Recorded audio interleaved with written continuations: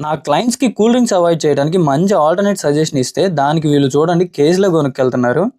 Hi guys, నేను మీ fit aspirant. ఇది మన రీబిల్డింగ్ సిరీస్‌లో డే 68. బాగా ఆల్కహాల్‌కి అలవాటు పడినోళ్ళు ఎలా అయితే ఒక్కసారిగా మానేయలేరో, ఈ కూల్ డ్రింక్స్‌కి అలవాటు పడినోళ్ళు కూడా అంతే. ఒక్కసారిగా మానేయడం అంటే చాలా కష్టం. దీనికి ఆల్టర్‌నేట్‌గానే వీళ్ళకి జీరో షుగర్ డ్రింక్స్‌ని సజెస్ట్ చేస్తూ ఉంటాం.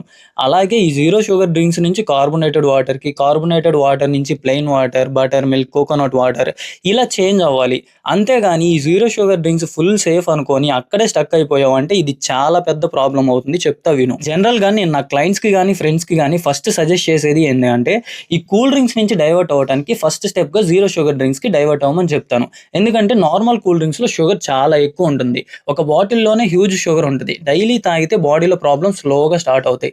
నార్మల్ కూల్ డ్రింక్స్ వల్ల కామన్‌గా వచ్చే ప్రాబ్లమ్స్ ఏంటంటే, ఫ్యాట్ గెయిన్ గానీ, బెల్లీ ఫ్యాట్ గానీ బాగా పెరిగిపోద్ది. ఇన్సులిన్ రెసిస్టెన్స్ తగ్గిపోద్ది. డయాబెటిస్ రిస్క్ ఇంక్రీజ్ అవుతుంది. ఎనర్జీ క్రాష్ అవుతుంది. హంగర్ అండ్ క్రేవింగ్స్ ఎక్కువైపోతాయి. దీనివల్ల ఫ్యాటీ లివర్ రిస్క్ కూడా చాలా ఎక్కువగా ఉంటది. Skin issues, inflammation, gym performance and recovery effect అవుతుంది.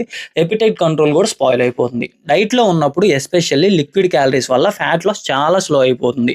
అందుకే ఫస్ట్ స్టెప్గా జీరో షుగర్ డ్రింక్స్కి సజెస్ట్ చేస్తూ ఉంటాం. అంతే తప్ప అక్కడే స్ట్రక్ అయిపోమని కాదు. వీటి వల్ల కూడా ప్రాబ్లమ్స్ ఉంటాయి. బ్లోటింగ్ వస్తుంది, gas formation, acidity, stomach discomfort, water intake replace అయిపోతుంది.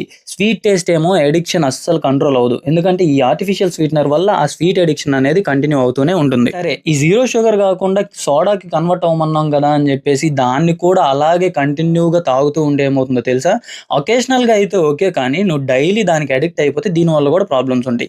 గ్యాస్ ఫామ్ అయ్యిద్ది, బర్పింగ్స్ ఎక్కువగా ఉంటాయి, బ్లోటింగ్ ఫీల్ వస్తుంది, గట్ హెల్త్ కూడా ప్రాబ్లం వస్తుంది. దీనివల్ల డైజెషన్ ఇష్యూస్ కూడా వస్తాయి. జాగ్రత్త. ఆల్టర్నేట్ చెప్పాము అంటే అక్కడే స్ట్రక్ అయిపోమని అయితే మాత్రం కాదు. మీ ప్రాసెస్ని కొంచెం ఈజీ చేసామని అర్థం అంతే.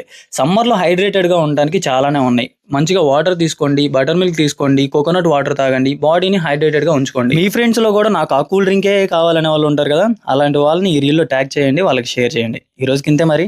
ఉంటా.